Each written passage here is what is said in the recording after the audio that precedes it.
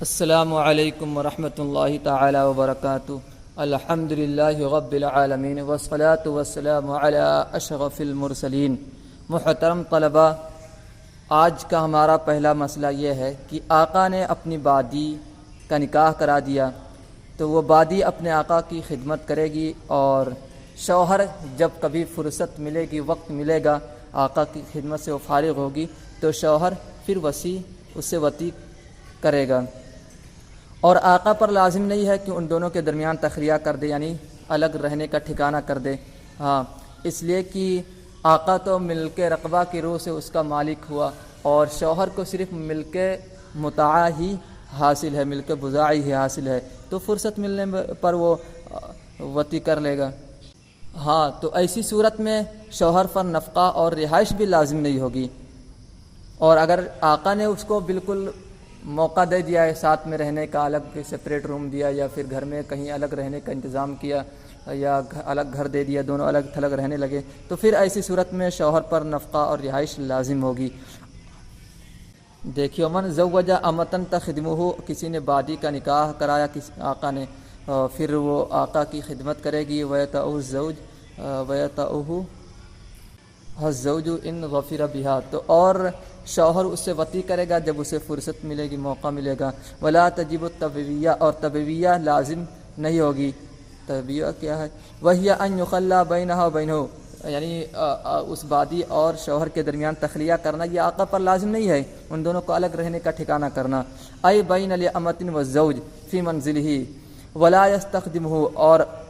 یستخدمھا، اور آقا اس سے خدمت بھی نہ لے۔ یہ تبویہ کا مطلب کہ ان دونوں کو الگ تخلیہ کر دے، ان دونوں میں جدا الگ کر دے، یعنی آقا اپنے سے جدا کر کے ان دونوں کو ایک ساتھ کر دے، ملا دے، اور آقا اس سے خدمت نہ لے، تو یہ تبویہ ہے۔ لیکن لا نفقۃ ولا سکنا بہا الا بہا، اور تبویہ نہیں پائی گئی تو شوہر پر نفقہ اور سکنا لازم نہیں ہوگی، رہائش لازم نہیں ہوگی۔ ای لا یجب علی الزوج نفقتها او سکناها الا بالتبویہ، یعنی شوہر پر نفقہ اور سکنا یعنی رہائش تبویہ ہی کی وجہ سے لازم ہوگی، ورنہ لازم نہیں ہوگی۔ فإن بواها ثم رجع صاحا، یعنی کہ اگر آقا نے اس کو تبویہ دیا، یعنی الگ رہنے کا ٹھکانہ دیا، ان دونوں کو ایک ساتھ رہنے کا موقع دیا، پھر اس نے رجوع کر لیا، آقا نے رجوع کر لیا، پھر اپنے پاس بلا لیا، اپنی خدمت کے بلا لیا، خدمت کے لیے عبادی کو بلا لیا، تو یہ بلانا پھر صحیح ہوگا، رجوع کرنا صحیح ہوگا، اور پھر وہ جو شوہر ہے، شوہر سے نفقہ اور رہائش پھر ساقط ہو جائے گی جیسے کہ پہلے ساقط تھی، اس لیے کہ اس کے پار مکمل رکنا نہیں پایا گیا۔ وسقطت ای النفقۃ عن الزوج برجوع المولا عن التبویہ، اور نفقہ شوہر سے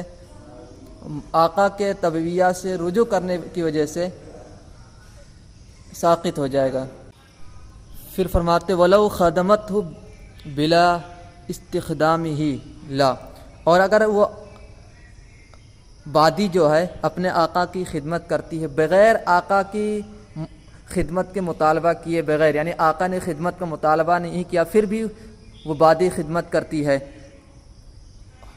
اور شوہر کی طرف سے ایسی کوئی اس کے لیے رکاوٹ بھی نہیں ہے، ممانعت بھی نہیں ہے، تو ایسی صورت میں شوہر پر نفقہ اور رہائش لازم ہوگی، اس لیے کہ وہ خود سے ایسا کر رہی ہے۔ اور اگر آقا منع کر رہا ہے کہ نہیں جی، جب شوہر منع کر رہا ہے کہ آقا کی خدمت نہ کرو، اور آقا نے مطالبہ بھی نہیں کیا لیکن یہ زبردستی جاتی ہے خدمت کرنے، تو پھر ناشزہ ہونے کی صورت میں، نافرمان ہونے کی صورت میں شوہر پر پھر نفقہ اور رہائش لازم نہیں ہوگی۔ وہی بتا رہے ہیں کہ لا ای ان خدمت المولا، مولا کی خدمت اس نے کی بادی نے، بلا استخدامہ مع وجود التبویہ، بغیر خدمت کی مطالبہ کیے، مع وجود التبویہ، اور تبویہ بھی پائی جا رہا ہے، یعنی کہ دونوں الگ میاں بیوی ایک ساتھ رہنے کا موقع پا رہے ہیں، ٹھہرنے کا موقع پا رہے ہیں۔ لا تسقط النفقۃ عن الزوج، تو نفقہ شوہر سے ساقط نہیں ہوگا۔ والتبویہ مصدر بوأتہ منزلا وبوأت لہ، یعنی تم نے اس کے لیے مکان مہیا کیا، گھر مہیا کیا۔ والمولا یحیی المنزل، اور مولا اگرچہ گھر اسے نہ دیا ہو، مکان نہ دیا ہو، رہنے کا ٹھکانہ نہ کیا ہو، بندوبست نہ کیا ہو، فالطبیعیات تسند الیہ، پھر بھی طبیعیہ یعنی الگ رہنے کا ٹھکانہ کرنا اسی کی طرف منسوب کیا جاتا ہے، باعتبار انہ یمکن الزوج من ذلک، اس اعتبار سے کہ آقا ہی نے شوہر کو یہ قدرت دیا ہے کہ وہ الگ رہ سکے، تو چونکہ آقا کی قدرت دینے سے وہ میاں بیوی دونوں الگ ایک مکان میں یا ایک جگہ ٹھہرنے کا موقع پاتے ہیں، اس لیے طبیعیہ کو آقا کی طرف منسوب کر دیا جاتا ہے، اگرچہ آقا نے ان کا انتظام بندوبست نہ کیا ہو پھر بھی آقا کی طرف منسوب کیا جاتا ہے اسی وجہ سے۔ پھر اس کے بعد بیان فرماتے ہیں کہ آقا کو اپنے غلام پر اور اپنی بادی پر ولایت اجبار حاصل ہے، یعنی کہ اگر بغیر ان کی اجازت لیے نکاح کرا دیتا ہے آقا تو نکاح منعقد ہو جائے گا، وہی بتا رہے ہیں وَلَهُ إِنْكَاحُ عَبْدِهِ وَأَمَتِهِ مُكْرِهًا، یعنی کہ آقا کو اپنے غلام اور بادی کا نکاح کرانا مجبور کر کے جائز ہے، درست ہے، اَيْ يُزَوِّجُ كُلَّ وَاحِدٍ بِلَا رِضَاهُ، اس کا مطلب کیا ہے، یعنی آقا ہر ایک کا نکاح یعنی بادی اور غلام کا نکاح کرا سکتا ہے بغیر اس کی رضامندی کے۔ پھر اس کے بعد فرماتے ہیں وَلِحُرَّةٍ قَتْلَتْ نَفْسَهَا قَبْلَ الْوَطِي الْمَهْرُ كُلُّهُ، یہاں بتا یہ رہے کہ اگر کوئی آزاد عورت ہے اس نے وطی سے پہلے ہی اپنے آپ کو قتل کر لیا، خودکشی کر لیا اس عورت نے، تو پھر اس عورت کو پورا کا پورا مہر دیا جائے گا، اس لیے کہ یہاں یہ بات لازم نہیں آتی ہے کہ اس عورت نے خودکشی کیا ہے تو مہر لینے کے لیے کیا ہے، اس لیے کہ اس کو مہر ملنا ہی نہیں ہے، تو اس پر اس بات کا الزام نہیں ڈالا جا سکتا ہے کہ عورت نے خودکشی کیا ہے مہر حاصل کرنے کے لیے، اس لیے اس عورت کو مہر پورا دیا جائے گا۔ تو وہی بتا رہے ہیں کہ آزاد عورت نے اپنے آپ کو قتل کر لیا وطی سے پہلے تو پورا کا پورا مہر اسے ملے گا، لا لمولا امتن قتلہا قبلہ ای قبل الوطی، لیکن مولا کو کیا مہر نہیں دیا جائے گا اگر مولا نے بادی کو اپنی بادی کو قتل کر دیا وطی سے پہلے، اس لیے کہ بادی کا جو مہر ہے وہ آقا کو ملنے والا تھا، اور یہاں پر جب اس نے بادی کو قتل کر دیا ہے تو گویا کہ وہ قتل کر کے وہ مہر حاصل کرنا چاہ رہا، مہر حاصل کرنے کے لیے اس اور اپنی بادی کا قتل کر دیا ہے، اس الزام کی بنیاد پر اسے مہر نہیں دیا جائے گا، لأنه عجل بالقتل اخذ المہر، اس لیے کہ گویا اس نے قتل کر کے جلد بازی کی ہے مہر لینے کے لیے، ہاں فجوزیہ مجہول بالحرمان، تو اسے محروم کر کے سزا دی جائے گی، اس کی سزا یہ ہے کہ اسے محروم کر دیا جائے، مہر نہ دیا جائے، ہاں۔ وَأَمَّا فِي صورت الاولیٰ، اور جو پہلی صورت ہے یعنی کہ جب آزاد عورت نے خودکشی کر لیا ہو تو پہلی صورت میں یہ الزام عائد نہیں کیا جا سکتا ہے، فالقاتلۃ نفسها لا تأخذ شیئا، اس لیے کہ جو اپنے آپ کو قتل کرنے والی ہے، خودکشی کرنے والی ہے، وہ تو کچھ پا ہی نہیں رہی ہے، تو پھر اس بات کا الزام کیسے ڈالا جا سکتا ہے، فکمل المہر بالموت، تو موت کی وجہ سے مہر پورا کا پورا دیا جائے گا اسی صورت میں۔ وانما قال قبل الوطی، اور مصنف نے قبل وطی کہا، لأن بعد الوطی المہر واجب فی الصورتین، اس لیے کہ قبل وطی کہا اس لیے کہ وطی کے بعد مہر واجب ہے دونوں صورتوں میں، اگر وطی پالی گئی ہے تب تو دونوں صورتوں میں مہر واجب ہی ہے، ہاں پھر اس میں کوئی اختلاف اور یہ سب مسائل پیدا ہی نہیں ہوں گے۔ بادی سے بغیر اس کی اجازت کے عزل کر سکتا ہے، اور لیکن دوسرے کی بادی ہے تو اس بادی کی آقا کی اجازت سے عزل کر سکتا ہے، اس لیے کہ عزل کیوں کیا جاتا ہے، عزل کیا ہی جاتا ہے بچے سے اولاد سے رکنے کے لیے، اور ایسی صورت میں جب کہ وہ بادی کسی اور کی ہے تو اس آقا کا حق ہے اس اولاد پر، مالکانہ حق ہے، تو اگر وہ عزل کرنا چاہتا ہے بچے سے رکنا چاہتا ہے تو آقا کی اجازت سے اس بادی کی کا جو آقا ہے اس کی اجازت سے عزل کر سکتا ہے۔ وزوج الامۃ یعزل باذن سیدھا، تو بادی کا نکاح کرا دیا آقا نے کسی سے تو وہ شوہر اس کا خاوند اس کے آقا کی اجازت سے عزل کر سکتا ہے، فإن العزل منع عن حدوث الولد، اس لیے کہ عزل یہ اولاد کے پائے جانے سے مانع ہے، وہو ملک مولاہا، اور اس اولاد پر کیا ہے آقا کو مالکانہ حق حاصل ہے، لہذا آقا کی اجازت سے وہ عزل کر سکتا ہے۔ پھر یہاں سے بتاتے ہیں کہ کوئی بادی تھی یا مکاتبہ بادی تھی، وہ کسی آزاد کے تحت تھی یا غلام کے تحت، یعنی یا تو وہ نکاح میں تھی آزاد کے یا غلام کے۔ اگر غلام کے نکاح میں تھی تب تو بالاتفاق اگر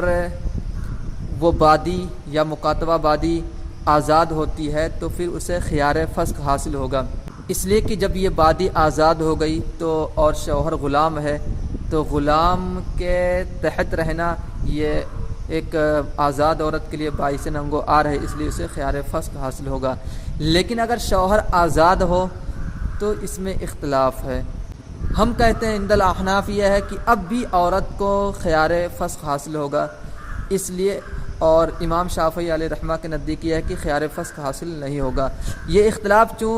ہوا ہے؟ اس بنیاد پر کہ طلاق کے عدد کے اعتبار سے، یعنی کہ وہ یہ کہتے ہیں کہ طلاق مردوں کے اعتبار سے ہوتا ہے، یعنی طلاق کا جو عدد طلاق ہے وہ مردوں کے اعتبار سے، ہم کہتے ہیں عدد طلاق عورتوں کے اعتبار سے ہے، یعنی عورت اگر بادی ہے تو شوہر 2 طلاق کا مالک ہوگا، اور اگر عورت آزاد ہے تو شوہر 3 طلاق کا مالک ہوگا۔ اب مثلا شوہر آزاد تھا، عورت بادی تھی، تو شوہر 2 طلاقوں کا مالک تھا اس عورت کی وجہ سے۔ اب عورت اگر آزاد ہو رہی ہے تو آزاد ہونے کی وجہ سے اب شوہر 3 طلاق کا مالک ہوگا، تو عورت اپنے اوپر جو زیادتی آ رہی ہے اس زیادتی سے روک سکتی ہے، یعنی ابھی جو 2 طلاق کا شوہر مالک تھا اب 3 طلاق کا مالک ہونے جا رہا ہے، تو وہ عورت اپنے اوپر زیادتی آنے سے روک سکتی ہے، لہذا وہ اس اعتبار سے اس عورت کو خیار فسخ حاصل ہوگا زیادتی ملک کے اعتبار سے۔ اور شوافع کے نزدیک عدد طلاق مردوں کے اعتبار سے ہے، لہذا جب عورت آزاد ہوگی تو پہلے بھی مرد آزاد تھا تو 3 طلاق کا مالک تھا، اب بھی اگر عورت آزاد ہو گئی ہے تو چونکہ مرد ہی کے اعتبار سے عدد طلاق ہے شوافع کے نزدیک، اب بھی شوہر 3 ہی طلاق کا مالک ہے، تو زیادتی ملک یہاں نہیں پائی گئی، اور باعث ننگ و عار والی بات بھی یہاں نہیں پائی گئی، اس لیے کہ شوہر آزاد ہی ہے، اس لیے یہاں پر خیار فسخ کی کوئی صورت نہیں بن رہی ہے شوافع کے نزدیک، اس لیے ان کے نزدیک خیار فسخ حاصل نہیں ہوگا۔ دیکھیے وہ خیرت امۃ او مکاتبۃ تحت حر او عبد، تو بادی کو یا مکاتبہ بادی ہو تو اگر اسے وہ آزاد ہو جائے تو اسے خیار حاصل ہوگا، خیار فسخ حاصل ہوگا، چاہے وہ شوہر آزاد ہو یا غلام ہو۔ فإن كانت تحت العبد، تو اگر یہ بادی اگر غلام شوہر کے انڈر ہو، غلام شوہر کے نکاح میں ہو، فلها الخيار اتفاقا دفعا للعار، تو اس عورت کو خیار فسخ حاصل ہوگا اتفاقا بالاتفاق دفع عار کے لیے،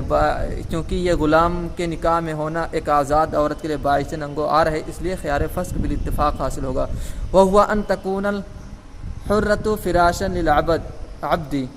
وہ یہ کہ آزاد عورت غلام کی فراش بنے گی، وَإِن كَانَتْ تَحْتَ الْحُرِّ فَفِيهِ خِلَافُ الشَّافِعِي، اور اگر آزاد شوہر ہو، وہ بادی ہے اور پھر آزاد شوہر ہو، پھر اسے خیار وہ عورت آزاد ہو رہی ہے، بادی کو آزادی مل رہی ہے، تو پھر خیار فسخ حاصل ہوگا کہ نہیں حاصل ہوگا، اس میں امام شافعی علیہ رحمہ کا اختلاف ہے۔ وَهَذَا بِنَاءً عَلَى مَسْأَلَةِ اعتبار طلاق، اور یہ جو اختلاف ہے یہ اس کی بنا کیا ہے، اس کی بنیاد کیا ہے، وہی عدد طلاق کے اعتبار سے ہے۔ فإنه عندنا بالنساء، اس لیے کہ ہمارے نزدیک عدد طلاق کا اعتبار عورتوں سے ہے۔ فلها الخيار منعا، تو پھر عورت جب آزاد ہو رہی ہے، پہلے شوہر 2 طلاق کا مالک تھا، عورت جب آزاد ہوگی تو شوہر 3 طلاق کا مالک ہونے والا ہے، تو اسے منع کا خیار حاصل ہوگا، لزیادت الملک علیہا، اپنے اوپر ملک زیادت ملک ہونے کی وجہ سے۔ وعنده بالرجال، اور شوافع کے نزدیک عدد طلاق کا اعتبار مردوں کے اعتبار سے ہوتا ہے۔ فلم توجد علت الفسق، تو یہاں پر علت فسق نہیں پائی گئی، اس لیے کہ شوہر آزاد ہی ہے، تو آزاد ہے تو یہاں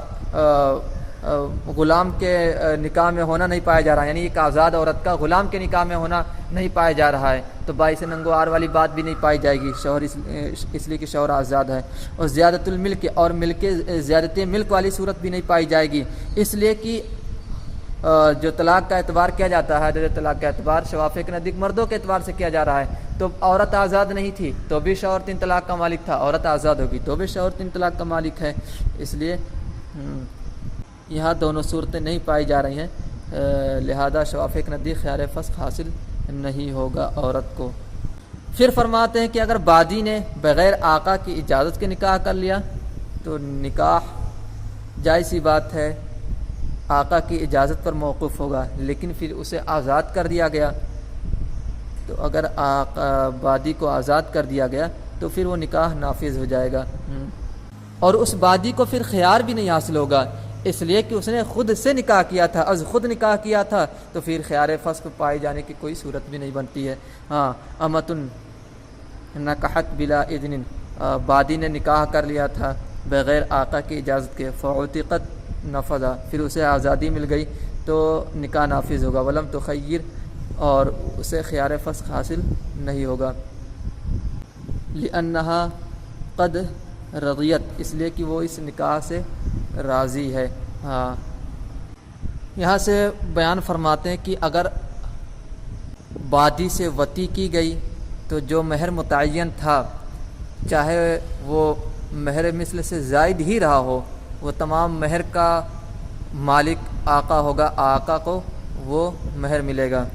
اس لیے کہ بادی آقا کی ملکیت میں ہے، تو جو کچھ بادی کو ملنے والا ہے گویا کہ اس کے آقا کو مل جائے گا، وہ آقا لے گا۔ ہاں، جبکہ وطی کب عورت کے آزاد ہونے سے پہلے ہوئی ہو، اور اگر عورت کے آزاد ہونے کے بعد وطی ہوئی ہے تو پھر تو اس مہر کا مالک وہ عورت ہی ہوگی، اس لیے کہ اب وہ عورت اپنے آقا کی ملکیت سے نکل چکی ہے، لہذا آقا مہر نہیں لے سکتا ہے۔ وہی بتا رہے وما سمی لسیدی، یعنی جو مہر متعین کیا گیا ہے وہ آقا کو ملے گا، وَإِن زَادَ عَلَى مَهْرِ مِثْلِهِ، اگرچہ وہ مہر مثل پر زیادہ ہو، لو عطیت فعتقت، جبکہ وطی کی گئی ہو پھر آزادی ملی ہو، یعنی آزادی سے پہلے وطی ہوئی ہو، وَإِنْ عُتِقَتْ اولاً فَلَهَا، اور اگر اسے پہلے وہ عورت آزاد ہو گئی ہے پھر وطی ہوئی ہے تو پھر وہ مہر جو ہوگا وہ عورت ہی کو ملے گا، آقا کو نہیں ملے گا۔ بس، السلام علیکم ورحمۃ اللہ۔